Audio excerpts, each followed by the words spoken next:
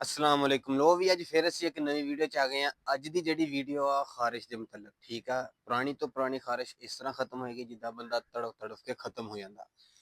जिदा की भी है जिस तरह की भी है तुसी टेंशन नहीं लैनी। घर का नुस्खा वा बिल्कुल परेशान नहीं होना ठीक है। घर का नुस्खा वा तुसी की करना वा निम ते हर घर मौजूद होंगी है।